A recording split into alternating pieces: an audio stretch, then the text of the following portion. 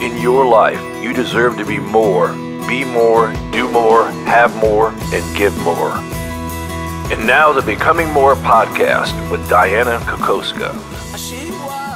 Welcome to Becoming More. I am with Brian Martin. Now, Brian Martin and I, we were able to work together. Brian's been a coach with MAPS for many, many years, and it was so much fun working with you, yet we knew each other before. Yeah, definitely. Yeah, you've been a team leader. You've been a great leader. You're now known as a great coach.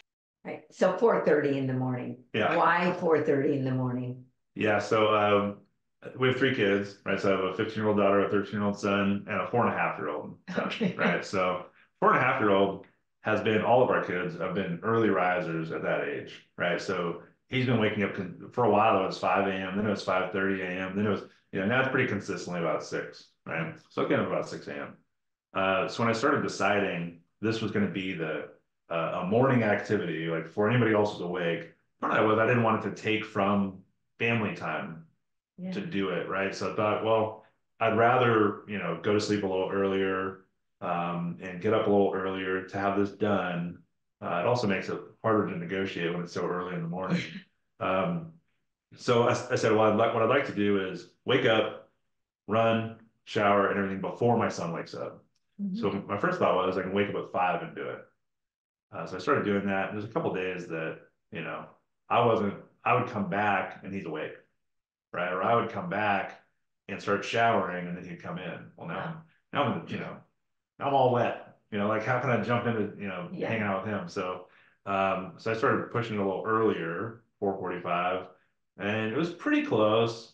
So if I wake up at 4:30, it actually gives me a little time to get my brain going, to get my shoes on, to get out the door, make sure I'm home in time. And a day like today, right? So today I was able to run, shower, was all done, and kind of out in the living room, drinking some water before he woke up. So why did you do that though? I know your family's very important. Absolutely. Did you just look in the mirror one day and say, I'm not healthy, I got to do something? No, it was I started seeing in some of the people that I was leading or that I was coaching, that there were if we go back to that analogy of everybody has kind of this cup that's full of, their 24 hours is already full. Yeah. How do they introduce something new? And it became kind of an easy excuse for somebody to have, right? Like, I'm already so busy. I can't do that. I'd like to do all these extra things, but I don't have any time for that. Well, what I realized is in order for me to see something in the people that I'm leading different, I need to change it in myself first. Right? Yeah, you probably wouldn't have noticed awareness is the first step to change. So yeah, you see it in them and you go, what in my life? Where is this showing up in my life? Yeah, where am I allowing that? Right? Or where is my leadership or the way that I'm coaching people actually bringing that bringing that out in them, right?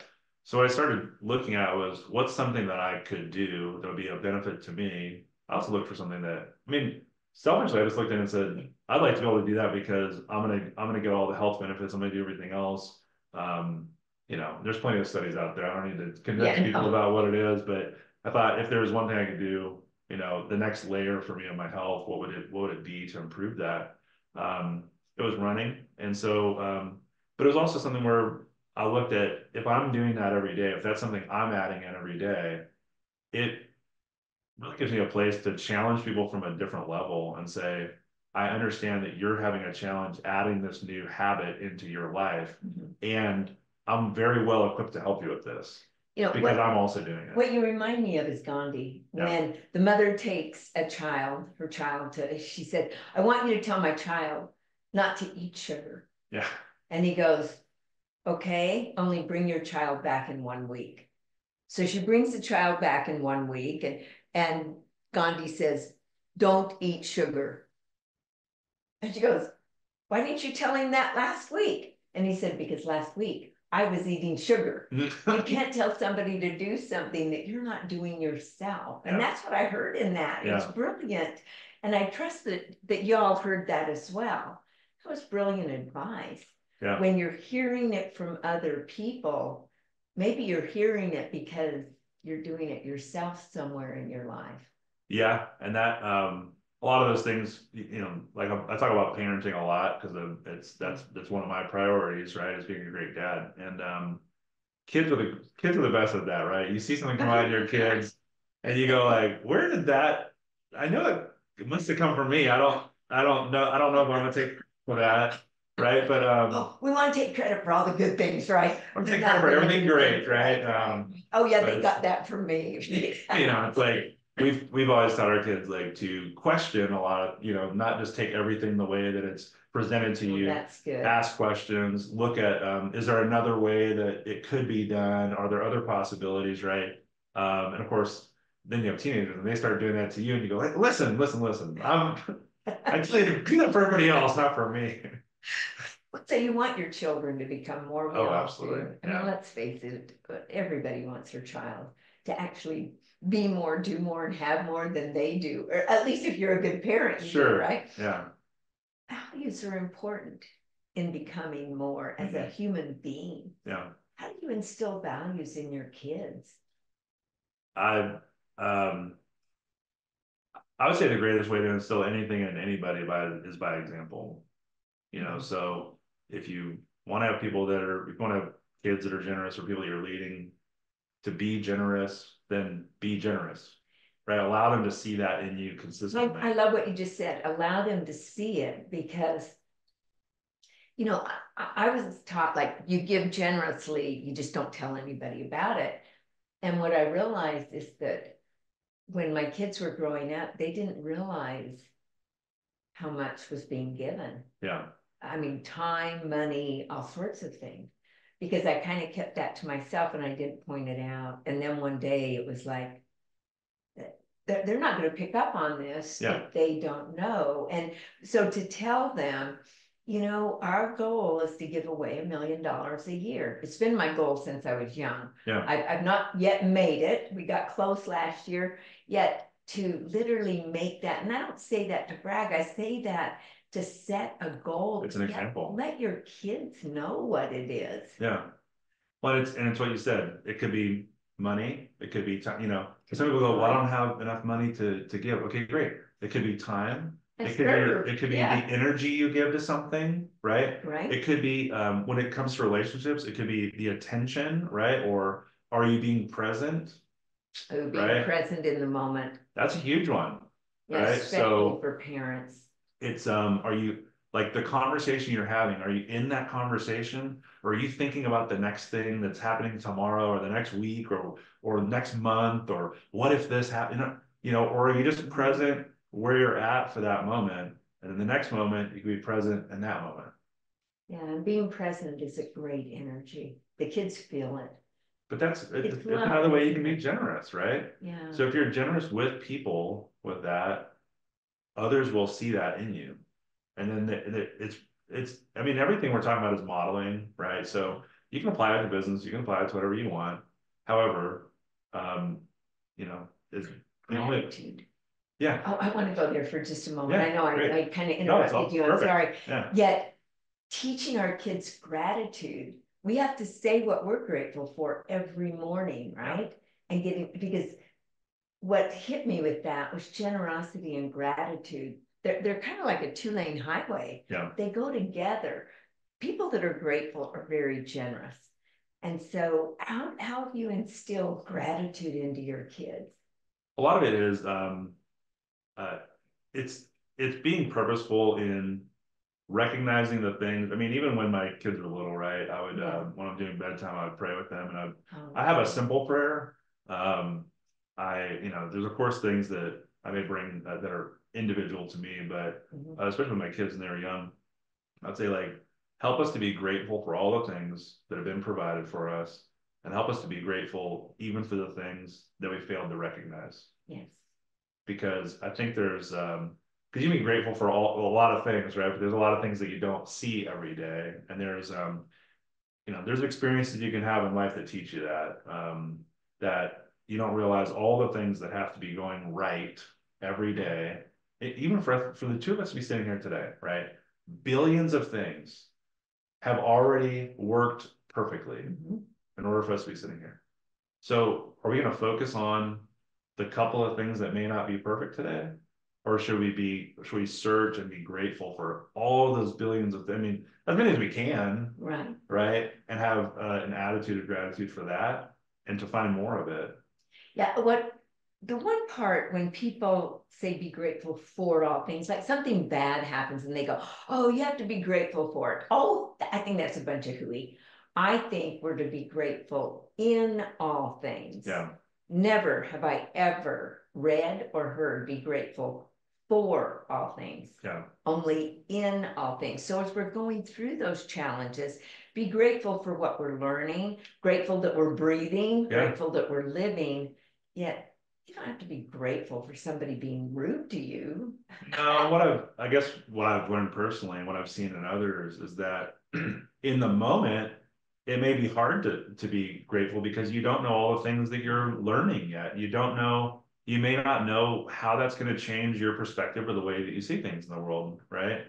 Exactly. Yet when you actually, after you experience it with time, I think those are good things to look back on some of the challenges and say, what did I learn from that? What was, and we may not even know the purpose of it, right? But what did I learn from that? What did I experience? Did it change anything in me that's actually allowing me to be, become or be something different today? Reflection is really a good thing. So I hope that helps you, Grant, to get a little bit more. I just love that part where you wanted it because of your child. I think that's important that when we look, because a lot of people would go, well, I just want to run. Right. It's my health. I got to be healthy. I'm doing it for my kids. And so I'm not going to be here for you when you get up because I'm getting healthy for you. Well, no, time is part of that too. I mean, we have to make decisions for ourselves. Like we have to take care of ourselves, right? But I think there are people that you're like, well, it has to be that. So that becomes the priority. Like self-care becomes the priority. Then that bumps down, okay, the things I'm doing with my family, the things I'm doing with my key relationships, the things I'm doing with my work, everything gets bumped down versus saying, how do I make it all work? Right. It's kind of like people say, well, my life, it's God family business. Right. And I think that's fabulous. And then I go, well, what did you do first?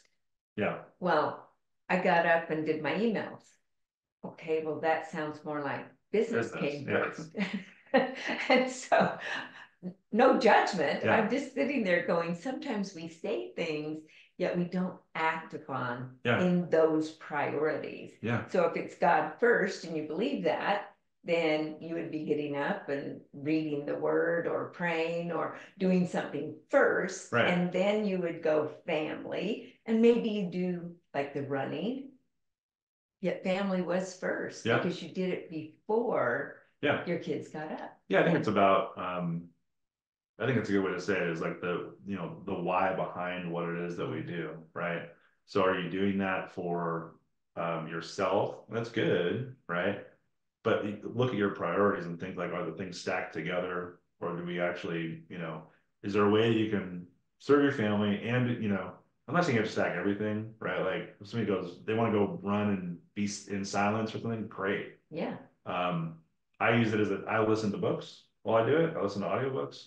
But that's a part of it too, right? So that's something where I'm kind of using to one time to be outside as much as possible, to be on this health journey, to do all these things and not have it take away from other times with my family. It's tough to think about all the different priorities and how to make them work, but that's the puzzle that we have to work on. Yeah, you need to follow a schedule. That's why I wrote. It's not about selling real estate. It's not about doing your job. It's about following a schedule. Your life will be great. So whether you meditate, because a lot of people meditate to get that energy in the present moment and then they go about their day, whatever it is, you set your day. When you get up, you put on your shoes, you go out, you run, you listen to your podcast, you come back, you shower. You are mentally and physically prepared to greet your son at a whole different level than I bet you did when you woke up at 6 o'clock when he woke up. Yeah, and it's even when we talk about schedules. Right? So you have a schedule, and it's common to talk about time blocks in our schedule, right? And it's interesting. There's two definitions of the word block, right? One is like it's a rectangle thing like a Lego, Right. right? And you like stack them on top of each other and you make something out of these blocks. I think that's the way most people look in their schedules. They look at their schedule on their phone or even if it's in writing, and they drew a box or there's a box there, and that's their time block. What they're saying is that's my intention. Right. But oftentimes people don't, their intention and their reality don't match, right? Because they don't understand that block has another meaning, which is think about a football team, right? The offensive line. That's good. We have these big, strong guys or gals, right? Depending on what league it is. But like we have strong people here, and their job is to protect something very valuable, right? So they block it. So you think about that as a block, and if you change the way you look at a time block, now you have something that's blocking everything else from that time. And I would put an asterisk next to that, unless something from a higher priority came up. Right. Yeah, there's always emergencies. I love the way you said it's an intention when you block it out. Yeah. And it's that intention. And we all know that the road to is the pathway. paved Yeah. with good There's intentions, right? Yeah. Emmanuel Kant. Yeah, pathway. So I'm sure everybody got that one. Where it is kind of mind over matter. Yeah. It's priorities, setting our schedule, following a schedule. It's being consistent, all the things that you've said. Yeah. And you were an agent, a real estate agent at one time as well. Yeah. When you first started, did you ever believe you would end up where you're at today? No, when I first started, it was kind of like a lot of people's, what I've learned is a lot of people's, start to real estate where they go, could I do this or would this work for me? I have, one of those simple goals of if I could just close one transaction a month, then that would be good. See, my background before was in music. So my wife and I moved to the Austin area, and we bought a house, and my wife said I was getting a little not bored with music, but looking for something else, looking for the next kind of chapter, what I was going to do. And she said, I think you'd be great at real estate. So I did all the things to get started. Yeah. Yeah. And you wanted to sell one home a month, 12 a year. Yeah. Big goals. Oh, Brian. yeah. Big time. Yeah. Now you're working with people. Yeah. That are what? They're doing thousands. Oh yeah, I mean, I coach people that are doing 400 or 500 units a year. Coach, market centers doing 5,000 units a year. You had to think bigger yourself. Absolutely. So that's a journey we're going to be on with you today, is how do we think bigger, and the things that you have found in your leadership journey. Yeah. Because you have to lead yourself first, don't you? Absolutely. You're the person that's going to go into every situation. Anybody you lead is a mirror, or it's the mirror giving back to you what they've seen in you. That's what I believe. And so if you're not on the journey to change, who you are and becoming more and continuing to learn, continuing to evolve, then you'll see that as an example of the people that you're leading and the people that you influence also. So I want to talk about your becoming more journey, because here you are, you're a musician, you decide to go into real estate, you got lofty goals of selling 12 homes a year, right? And I know people that are listening to this are kind of chuckling at that, because looking at where you're at now. Yet I want to take you back. When I remember, the thing I remember the most and what interested me in getting to know you more, we were in a bold room. And it was shortly after I had written Bold. 2 a.m. on weekends, all those great things, right? That you know about, and putting my heart and soul into people like you. Well, what struck me was you put your heart and soul into somebody that day. There was a lady that stood up, and we're not going to say her name because we don't have permission to do that yet. She was concerned. And she wouldn't make any phone calls or any lead generation whatsoever. Yeah, she was afraid to put herself out there to communicate with enough people, to have enough contacts, really to drive her business forward. Do you think it was that she was fearful of making a mistake or being rejected? What do you think it was? I don't know, but I think at that time it was likely rejection. She seemed to have she may have created like a picture in her head of what the call was going to end up like, and she was afraid of that outcome, which is, Yeah. I find people do that when but we make up like the worst case scenario and make it the most common thing in our head. And then we want to live that story. Yeah. Well, so here she is, and she's almost in tears. She doesn't want to do it. And I have a saying, borrow my belief until you receive your own. Yeah. I had never said that in that room, yet you allowed her to borrow your belief in her. What did you do? Yeah, so she had actually stood up and said she was so committed to making her contacts that week, staying true to her commitment, that she was going to, I believe she was going to write a check to a charity, I believe it was KB Cares at the time, to write a check, for $100, and if she didn't make her contacts, then they're going to cash the check. And I stood up and said, okay, great. I'm also going to write a check for $100 to KB Cares. And if she doesn't make her contacts, then cash my check. Well, I don't think you had money at that time. Not necessarily. No. I paid for both. We put it on a credit card, and I had written the check. I didn't want the check to be cashed because it was a decision that I had made in that moment. Mm-hmm. And at that time, spending $100, putting something like that would have been a discussion between my wife and I. And so I was really rooting for her. You were bold. And that was the day I thought he'd make an excellent coach, an excellent leader. And you weren't in leadership at the time. No. And because you cared so deeply about the person, you desired to not get credit for anything. You wanted to serve her. Mm-hmm. And you wanted to put more pressure on her because you knew she didn't want to cash your check or be responsible for you losing. And then there was another gentleman, called himself Avatar. Yeah. And he would stand up and go, Avatar, right? And he stood up and he said, I'm going to do it too. Who's going to join us? And then all these people started standing up, right? So you can imagine the pressure that comes from really not, I think at that point, it becomes the pressure of not letting down others that believe in you. Sometimes that moves people at least forward a little bit versus, sometimes people will negotiate. We're in a sales industry, right? We're great salespeople, and sometimes we're so great that we actually negotiate with our goals. We negotiate with what we told ourselves. But once you have all those people kind of backing you, saying, I believe you can do it, I know you can do it. So I think some people are less willing to let all those people down than sometimes they're willing to let themselves down. Well, I think the negotiation and the story that we go back and forth with those storytellers in our mind, especially the devious one that wants to tell us we can't do it, we're not good enough.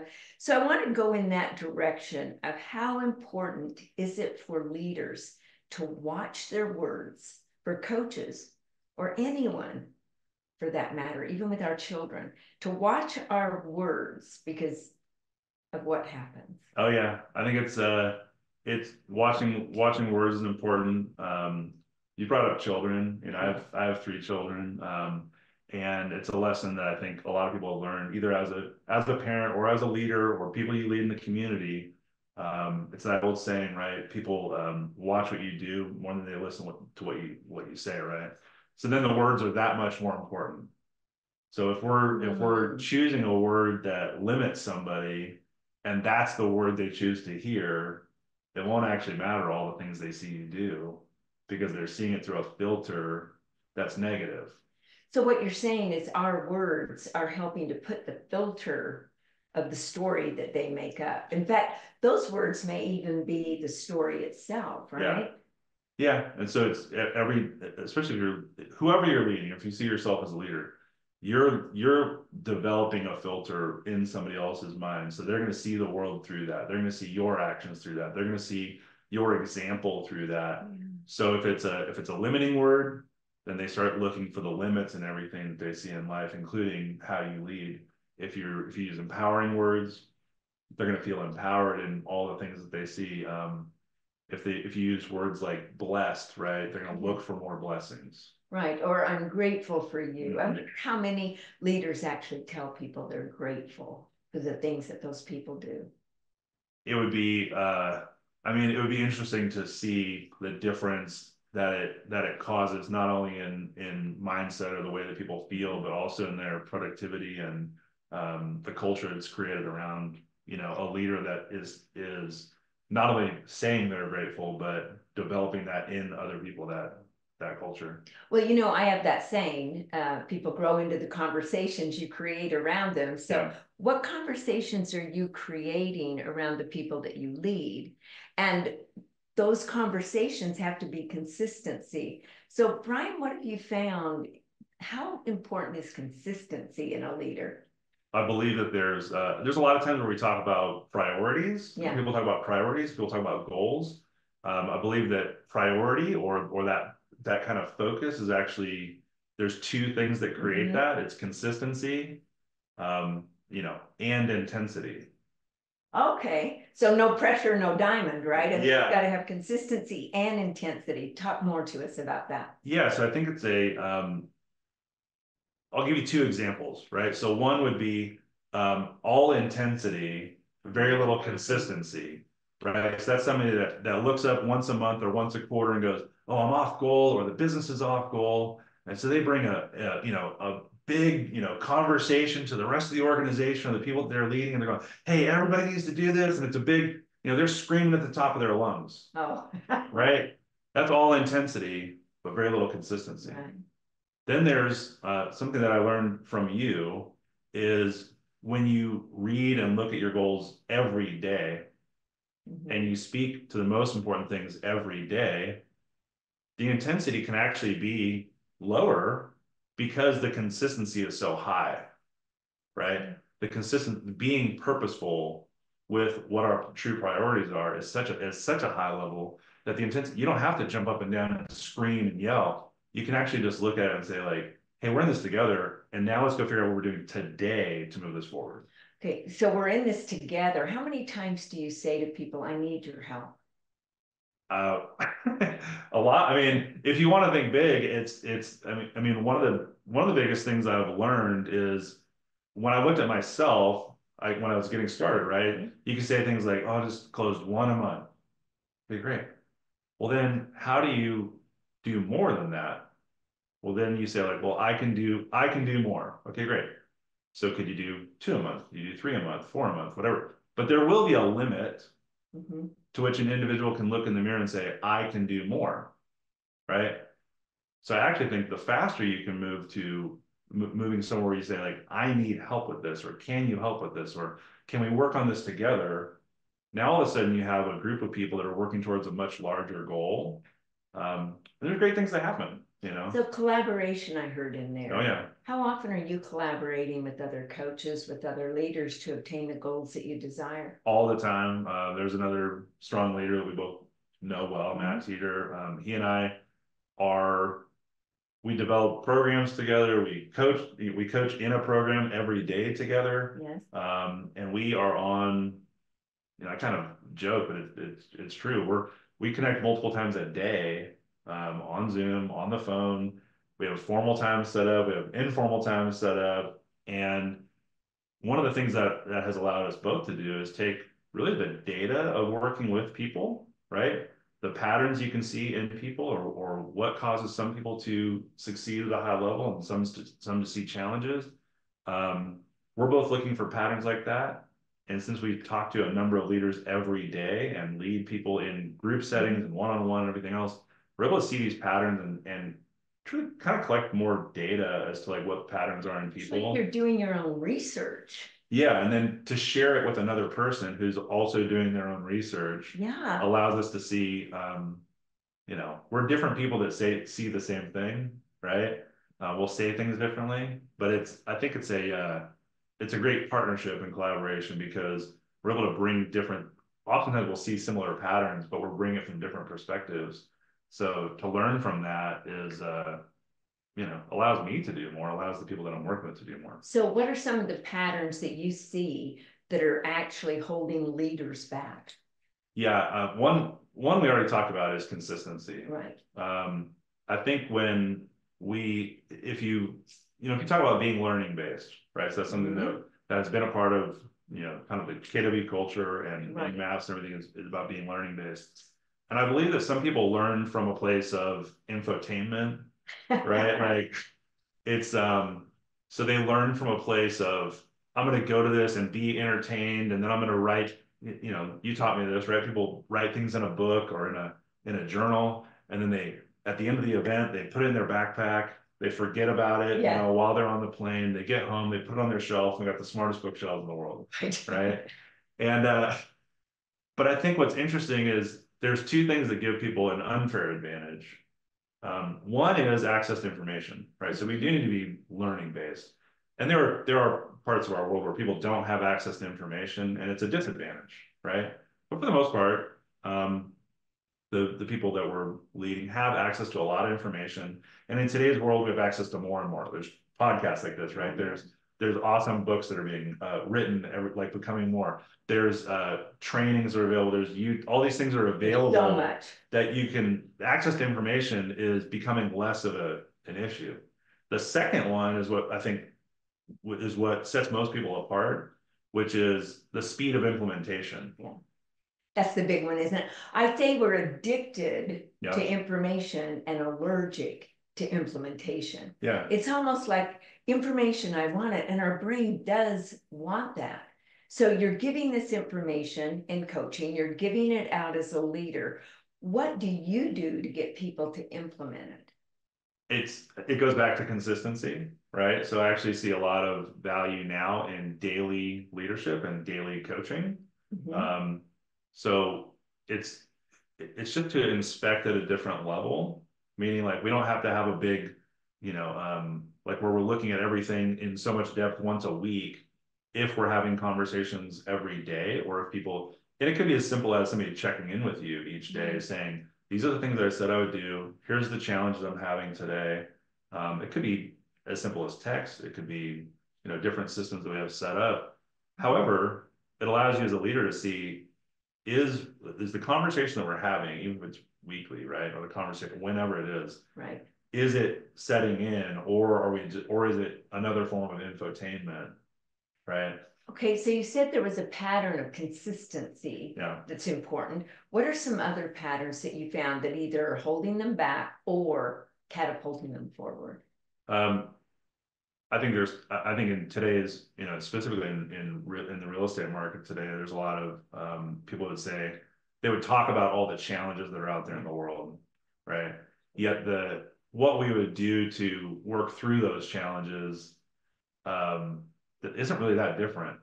We could talk about the pleasure of talking with Tony Holt, right? And so it's like if interest rates became more challenging, if interest rates went higher, what would you do? Well, I would need to communicate with a lot more people, right? Mm-hmm. Okay, if they stayed the same, what would you do? I would need to communicate with a lot more people.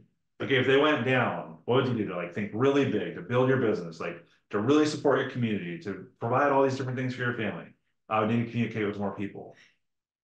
Okay, so there's a pattern there. So at some point, So at some point, you have to realize what's going to happen next. Like we'll know more as it's happening, but let's first focus on our consistency of communication, right?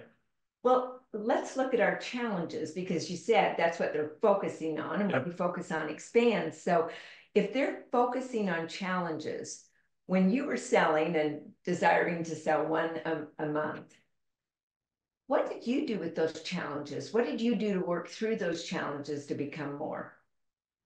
Well, one thing that I learned was we do need to be educated, increase skill, right? Skills, absolutely. But the biggest one is, you'll probably hear me talk about it a lot, because it is what I attribute it to, is when that first time when I met you in Bold, what I was learning was the consistency, that consistency compounds, right? So something that people may think is simple, right? Like 20 contacts, 20 connections with people every day. A lot of people will hear that and they go, oh yeah, okay, great. Yeah, just like a lot of people know that if you want to increase, you want to improve your health, they go like, well, I know how to do that. Yes, and do you do that? That's the key, isn't it? Yeah. It's that holding yourself accountable. And that's why people need you as a coach, Yeah. Yeah, And the accountability's missing a little bit, right? and as a leader, I see that in other people. So then I look back in the mirror myself and I go, where's something missing like that for me? So I'll give you an example. So like this year, I started running again. Good. Right. So that's great. With a group of coaches in the past, Yeah. we ran a marathon, I ran another half marathons, things like that. And I was having a pain in my heel. So I stopped running for a period of time. So like last year, I maybe ran a handful of times. This year, I said, I think what would be best, I'm feeling, but my heel's feeling better. It's my heel healed, right? So I said, what I'm going to do is I'm going to start running more consistently.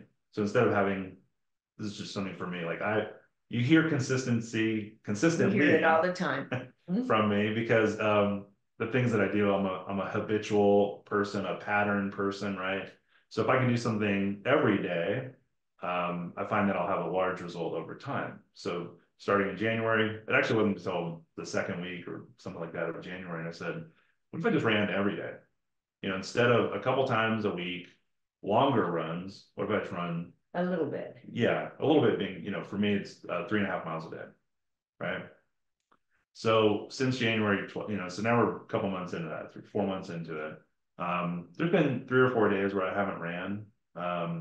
And that's because I maybe, one day I flew to Denver and presented all day and then flew back all in one said, I didn't run. But part of that was I wanted to set a small, like short-term goal that I could think about every day. So for me, that's, get your shoes on, run 3.5 miles at least, right? There's days that go longer, there's days, and then, but to make that consistent, I wanted to set a long-term goal with it too, right? So I started asking, what would it look like to run 1,000 miles in a year? And you broke it down, chunked it backwards. Yes, and I started chunking down, right? Yes, I started looking at it going, okay, so I track it, oh, that's good. So every day. So how do you track it? Writing it down or? 2 different ways. One, I have an app on my watch, so every time I start running, theoretically, every time I start running, I remember to push it. It's pretty close, but then I look at how far I ran every day and I actually have a calendar and I write how far I ran that day. That's good. So you can track it. Then I look at it, weekly and monthly, and I'm looking constantly at what I did. So you're actually tracking those goals. Now, the thing I really want us to pick up on here is it's in training your brain. You just can't, it's like waking up in the morning. You want to wake up at 5:30 and you've been getting up at 7. You can't say, oh, 5:30, I'm just going to do it. Your brain won't. It'll do it maybe 1 or 2 days, like with you running. Yeah. Oh, I'm going to go out and run 15 miles today. Yeah. Well, you may make it. Next day, you don't want to do it. Whereas where you said 3.5 miles every single day. Yeah. And you can go longer if you desire, yet you're training your brain that, well, let's say you don't run one day. What happened? It feels weird. Yeah. It feels, I don't know if anything would, but so I actually have if you think about the path of mastery or success, right? It feels weird more than probably anything. I think when we start any kind of new habit, we have there's like a bump of like, whatever, if it's exercise or it's eating healthy or something, you get like endorphins, you feel better, you might lose a little weight or something, right? And then there's kind of this like plateau, so I didn't start at 3.5 miles. My first thought was, from training for the longer runs more, a couple of years ago, I was thinking about, well, maybe I could just go out and run a 5K, right? Okay. That's 3.1. Yeah, okay. 3.1 miles. So I put my shoes on, I left my house, and ran 3.1 miles, approximately. The first day. Yeah. Well, you were in good shape. Yeah. Okay. It's, so I could do that. And it wasn't pretty. It wasn't like, I wouldn't want somebody like, it's, that's not like what is ideal, right? Yeah. But over time, if you do that, each day, it becomes a little better. It becomes, track other things with it, right? Like my resting heart rate has gone down a lot. There's a lot of health benefits but it's also the consistency of doing that every day makes you a little better at what you're doing. Have you run further than that? Yeah, there's days that I'll run, 4 miles, 6 miles, 8, depending on what it is and what I have time for. Yeah, you'll do that 3.1 no matter what, or 3.5. Yeah, so now I'm just, what I tell myself every day is 3.5 miles. So I have there's a from my house, there's a route that I know is 3.5 miles, and that's kind of my standard. If I'm feeling longer than that, then I go longer than that. For whatever reason, if it's raining, I don't run on a treadmill or something, I do at least 4 miles. It's just a game I'm playing with myself, right? You can make it a game, can't Yeah. you? So how much more fun is it when you make it a game? Come on, think about this, audience. Tell us some of the games you play besides just with your health and running. Good question. Well, when we play them with our minds, Yeah, right? yeah, We're training our brain to a new way of thinking. yeah. I think it's a I think that if we can, I think that you'd ask something about leaders, right? Right. I think there's an element that is missing, which is can you have fun with yourself? Can you have fun with others? Does it all have to be like very structured and it has to be this exact thing? Or can we actually have fun and be creative and find different ways to do things? So I find it in my everyday work, right? So I'll think of different ways to um, I think in leadership, it's not about like saying the same thing over and over again. It may be in creating or having fun in playing a game, and how do we find a new way to say the same thing that people have already heard? Being innovative. Yeah. Yeah. So like here's a thought. It's like something in this cup, right? This is my cup of water. Yeah. Right. So imagine this cup was full, right? It holds 12 ounces or something, right? So let's say it's full. And let's say this is 24 hours in a day. Right? Everyone's cup is already full. Exactly. We get the same amount. Yeah. So what most people do is they think like, well, how can I become more? They go, oh, I could have a healthier eating habit, right? That means but that means I would need to like go to the grocery store more often, or prep my food or whatever it is, right? And I just don't have time for that because my cup's already full, right? Or Brian, that sounds cool. Glad you're running. But I don't have time for that. Oh, I don't have time for that training. Yeah. Are you kidding? Yeah. I don't want to pay for it because I just don't have time. And Yeah. they make excuses is what it sounds like. Yeah. I'd love to read more books. Oh, I don't have time for that, right? Because their cup's already full. But the point is, everybody's cup is already full. Right.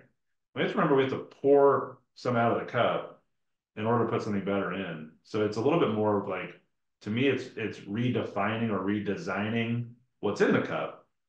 Because the most common thing that I see from people that whether it's infotainment or they see things and they go, I would like to do that, but I haven't. So is they it keep that looking they at it have going, their I can't. priorities messed up? Is I that think what you help them with? I think it takes work to redesign something that's in bold you talked about life by design, not by default. And I think what most people do is they're defined by their default. Well, they label themselves, don't they? Yeah. Yes, when I was writing Bold and thinking about what is it that is holding people back, the patterns is what you're saying. Those labels are a big thing. Yeah. And you saw it back then. Well, so you went from obviously selling 12 a month. You did a lot more than that, right? And then the initial goal was that. Then you were asked to go into leadership and help others. Yeah. So what are some of the things that you found in leadership? What are the most necessary characteristics of a leader? It's okay. The first one I believe is vision. Like you said, lending some of your belief in them. Yeah. It's also, can you create an environment? Can you create a place where they can actually see the person that they would like to become? Can that exist still in your world? Okay, so creating this environment, which leaders are the protector of that environment. They make that environment, right? Yeah. What you're saying is finding out the goals of the individual and allowing those goals to be part of that environment. Have you ever seen when leaders don't allow the goals of the people into their environment? And what does that do to the people? I think there's something common that people say like, oh, I have a hard time finding great people, right? Well, it's interesting because the vision actually attracts great people, right? They bring them into your world, and the lack of vision actually causes great people to leave your world. Well, there's some leaders that it's all, it's about me, it's about me, it's about me. Sure. And anybody that can help them, it's almost like they do the Heisman, Yeah. you know, like stay away, stay away. What do you think it is about leaders that in that characteristic realm that makes them so attractive that you want to be with them? I find that there are great leaders that lead with humility. Mhm. You know, they're often very curious. Um, it's interesting. I always sometimes they'll have people talk to me when they're being considered for a leadership role. Right. Right. They say, "Oh, we have a couple candidates for this leadership role. Can you talk to them? Give us some feedback." Whatever. Right. And I believe I also learned this from you, by the way. I will have questions for them, and it's curious at the end, kind of showing my cards here, but at the end, I'll say, "Great, what questions do you have for me?" And it's interesting how many people don't have any questions, right? So if you think about, you know, somebody that's been a leader at a high level in these roles, somebody that's coached hundreds of people in these roles, somebody that has developed, you know, training and coaching for people in these roles and other coaches in these roles, and they go, "No, I don't have any questions." That tells me we don't really have a curious leader. So it means they're more likely to kind of go into that situation saying, "I know how to do it. I know what the world needs," right? And it's interesting that the solutions the solutions are the same for leaders. It's a similar solution for what, you know, the real estate world is focusing right now. I mean, imagine if a real estate agent went to their database, right, and actually surveyed the people in their database. What would you like to receive? Like, what kind of service would you like to receive when it comes to selling your house? What would be the best experience, you know, when you're purchasing your next house or when you're investing in real estate? What would you be looking for? And then they developed a value proposition based on that. And then actually in an appointment, Actually provided it, right? Yeah, in a consultation said, "This is what we've heard people want. This is exactly what we do. Is there anything we're missing?"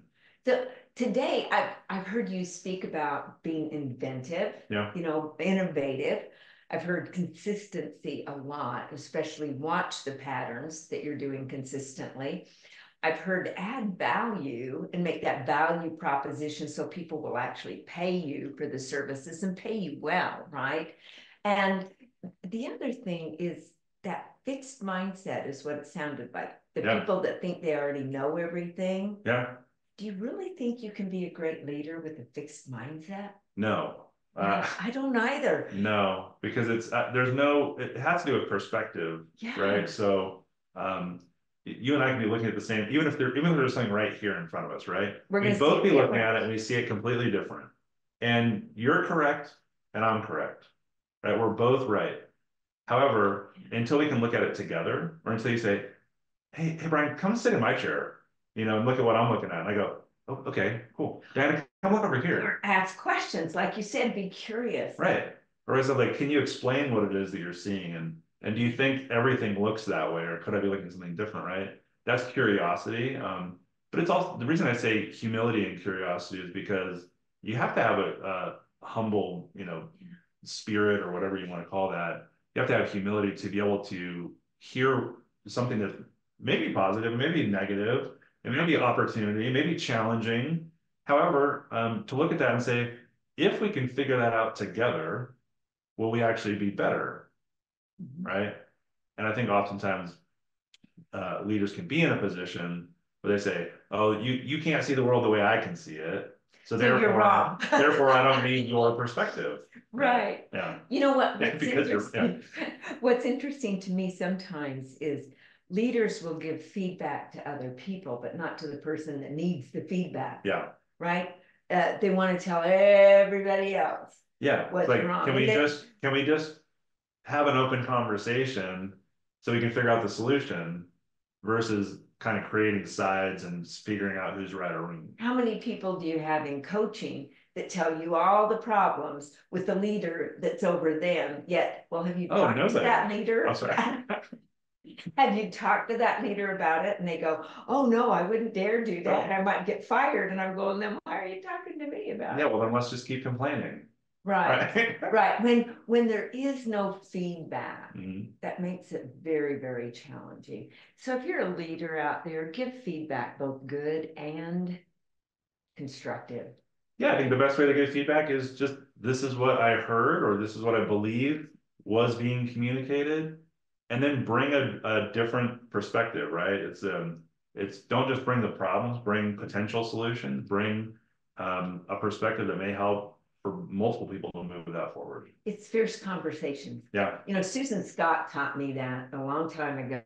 If you haven't read that book, Fierce Conversations, it will help you become more, right? Oh, yeah. Because she does give you the words to talk with people. And if you just bring somebody in and, hey, you're done, that's not fair to those people. You're actually hurting them mentally.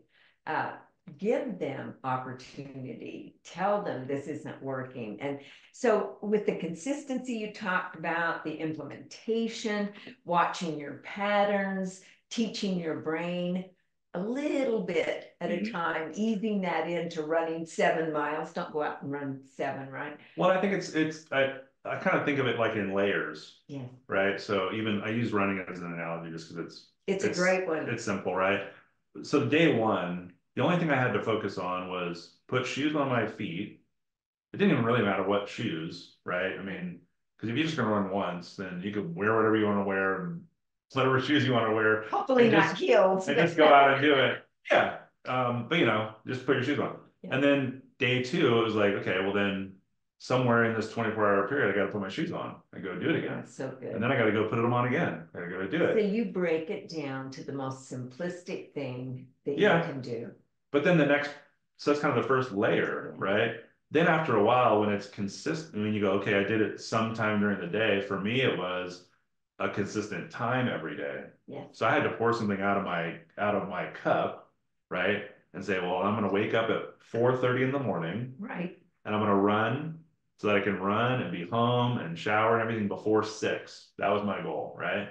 So then it means I have to wake up at 4:30 every day. Well, that means the next layer would be setting an alarm, making sure that everything's set up the night before. You have your clothes and everything ready, so you don't have to think. I want to stop right there. Yeah. Did you hear that? Your day starts the night before. Have everything set up. Yeah. That's great. Keep going. Yeah. And then, so then once then you start putting energy into that because you've already established something of, okay, I'm going to do it every day. Right. Now I'm going to do it at the same time every day.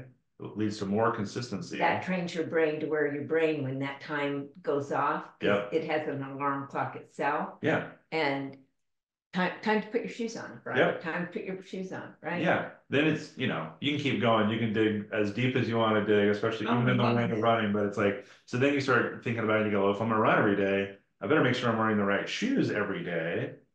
So I need to wear shoes that are made for running every day, that are going to support my foot, that are cushioned enough that, otherwise you'll wake up the next morning and you go, oh, I can't even walk today. My knee hurts, whatever, right? Yeah. So then you go, well, okay, that's the next layer, right? Do I have the right equipment or right support, right? So am I wearing the right shoes? Am I wearing the right clothes? Am I, because all that matters, right? The next layer is, am I replenishing my body with electrolytes? Am I eating the right foods? Am I drinking enough water? Am I doing all these, so I think it's interesting now, since I do all this stuff early in the morning, before anyone talks to me, I've already ran, showered, drank water, like ate healthy food, had a bunch of electrolytes. Like you're prepared for really anything. Yeah. Well, so now what parting thoughts do you have for our audience out here in becoming more? I would say it's just decide something that you can do every day. That's the next step in you becoming more, right? If that's something in a personal relationship, right? If it's for a spouse or a friend of yours or one of your children or somebody you work, like think about what it would be every day that would cause you to take a very small, it could be a very small step because it's every day. I'm just going to talk about running one more time, but like my daughter had some friends over last night. And so when I was preparing to come here, I was talking to them, right? And they said, oh, they said, did you run this morning? I said, oh yeah, every morning. I said, well, I said, to be honest with you, it's probably, 88 out of the last 90 days at least, right? And I'm like, whoa, oh my gosh, I can't run. I said, oh no, you can run. You just don't run. Yeah. Um, and my daughter knows how much. She goes, how many miles have you run so far this month? And I said, oh, 97 miles so far this month. And they're like, wow. Because the idea is like, some people go, to become more, I have to do this great big thing, right? So to think about how do I go run 97 miles today should be overwhelming for you. Yes. It should be. But to think about how can I go run, 3.5 miles every day or whatever it is for you. Maybe it's people get exhausted driving 97 miles. Right. But even if it's something simple, like I'm going to go out and walk for 20 minutes, right? Well, if you did that every day, you look up at the end of the month and you go, well, I walked 10 hours or whatever it is, right? But the thought of walking 10 hours today is overwhelming, right? So I'd say decide a small piece of something that you can change that over time will cause you to become more, right? And then stick with it every day. Find a way to track it. Part of the reason I'm talking about it today is so that I keep doing it. A little selfish, but the point is, I'd like people to hear this and go, how's it going with running? It's helpful. And I go, here's how many miles I've run so far this month. I'm on track to this many this year, right? So bring other people into it, talk about your goals, look at them every day, and then look at your schedule and decide what are the things I need to stop doing in order to add this in. That's great information. And I love the consistency of it. I love the holding yourself accountable. And I love telling other people about it, because then it's kind of like, I'm going to go right back to where we started. When she stood up and you said, here's $100 check. Yep. You can cash it if she doesn't make the calls. And one person on top of another started saying, me too, me too. Now all of a sudden she looks around and it's like, she did make her calls that week. I made sure. Every time I saw her, I'd go like, did you make your calls? You gonna do it? Let's go. Come on. I'll even help. Yeah, she got a coach that week, like. Well, coaching, that's a whole different ballgame. Oh, We yeah. could do an entire thing on just coaching, because I know how important that is. Definitely. We just want you to know we both care deeply about you becoming more, because what's the alternative? Just remaining the same in that comfort zone, you're actually going backwards in today's world, because the world is turning, and it seems to be turning faster and faster. They say the older you get, it's like a roll of toilet paper. The older you get, the faster it goes away, right? The only person that my beard was another color, so I'm understanding that, yeah. So until next time, work on one little thing like Brian shared with us, one small thing consistently that will help you become more, because that's our wish for you. See you next time.